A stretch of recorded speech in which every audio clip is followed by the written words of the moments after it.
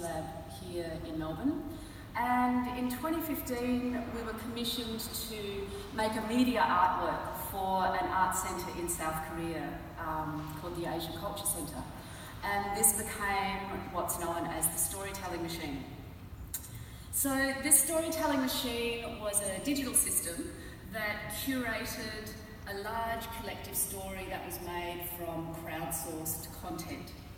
And during the process of designing this machine, during the design phase, we ran a lot of workshops for different age groups and for different types of people, kind of both here and in Asia.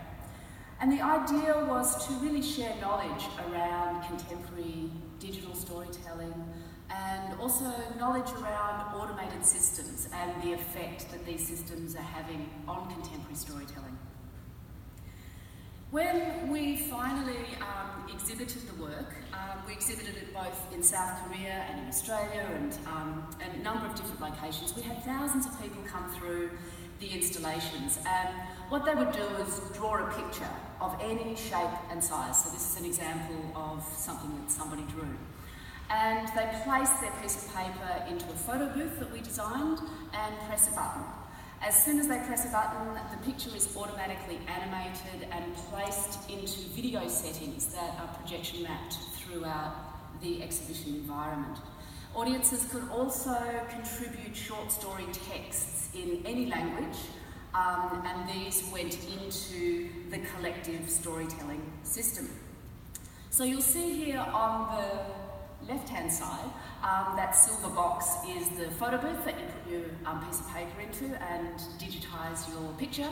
And then you can see here a series of 6 video screens that were projected in the exhibition space. So the artwork operated in real time.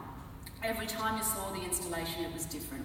The machine would randomly select which character it would show at what time, what text it would show. So it was like a mashup of different people's life experience, I suppose, and a real collection of fragments of life. So in terms of it being a collective story, it's not something that had a beginning, middle and end, but it was more a postmodern story, very fragmented. The idea was that the machine, we programmed into the machine thousands of different animation possibilities. And so when a character was entered, when the character was digitised, the machine would randomly choose which animation state it would apply to that character. And because we had the machine could make so many different choices, it appeared as if it was personally animating each character. So it was kind of operating like a false AI in a way. It's not an AI because it's just making randomised choices, but because of the huge number of choices it was able to make, it did look like it had more control than it actually had. And that was our intention. This is back in 2015 that we designed it. And our intention was to really raise for people the idea of losing control over your content as soon as you enter it into a digital automated system, of the system really taking control of how we write, publish and consume our stories in contemporary culture. The same was for the texts that were entered, so it randomly selected which texts, so it was a real collision of different ideas.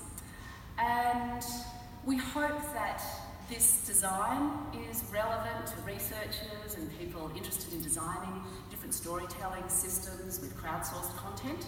And if you've got any questions, please feel free to ask us. Enjoy the rest of the conference. Thank you.